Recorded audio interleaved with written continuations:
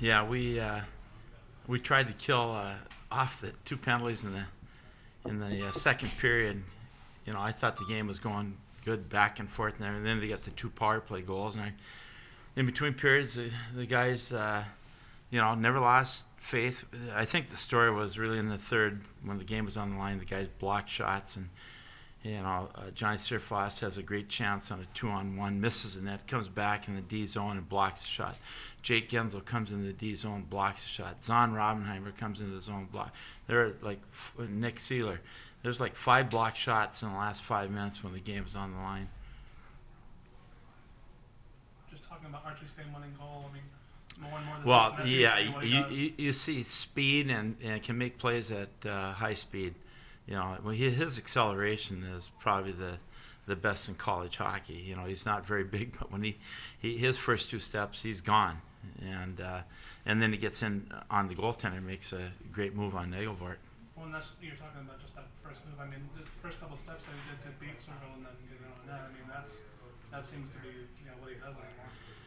Well, yeah, and I thought they did a good job on their power play and had a lot of opportunities. And Ryan Massa, I thought, played really well, especially late there. Even with 5 seconds left, they had a decent chance, and they had 3 guys right out in front of the net, and he somehow found the puck.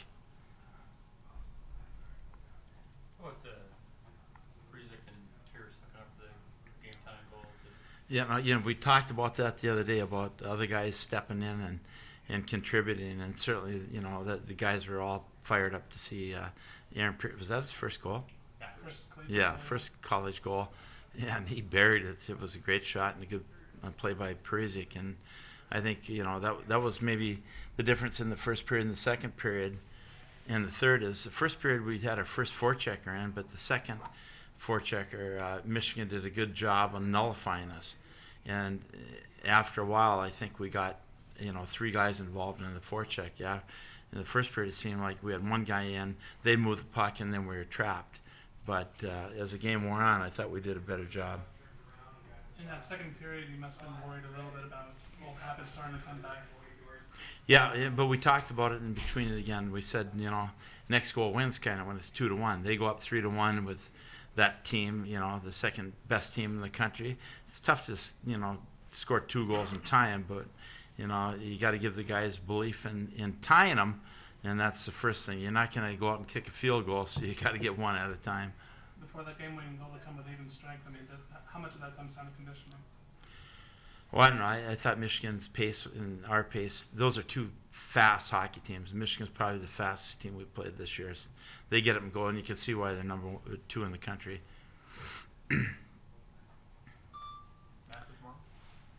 Oh, I haven't even thought about it. He's 3-0 in openers there last week. Yeah, but you don't want to screw up a good thing, And, there's always pressure. There might be a time when he's going to go back-to-back, and he might, but we'll see. We'll talk about that tomorrow. We'll come out and practice at noon, and then make the decision right then.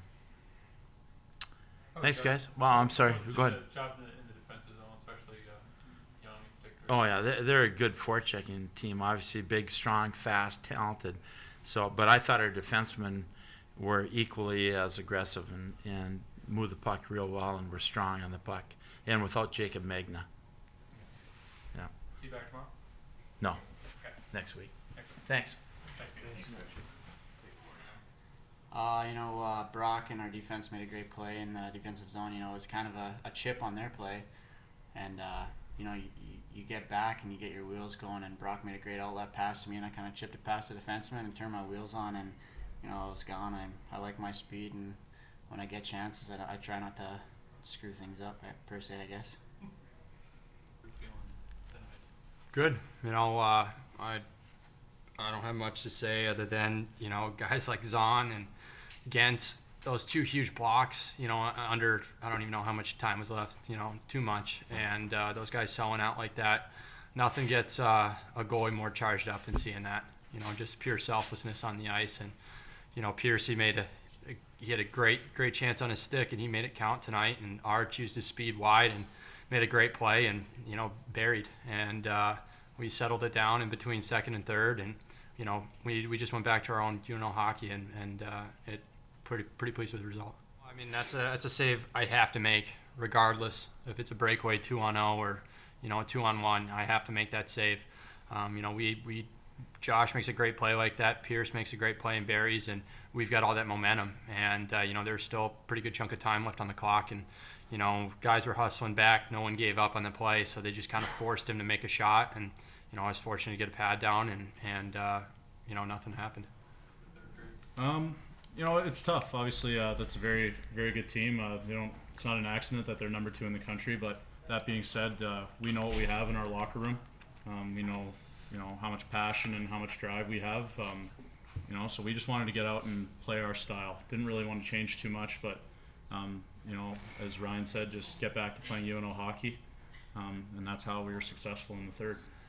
Oh, it's a great win for the team. It shows the country what we can do. That's a number 2 team in the nation, and they're obviously a great hockey team. And it just shows everybody what kind of hockey team we are, and how much damage we can actually do when we're playing our game. And that's what we just got to stick to, is playing our game like these two said.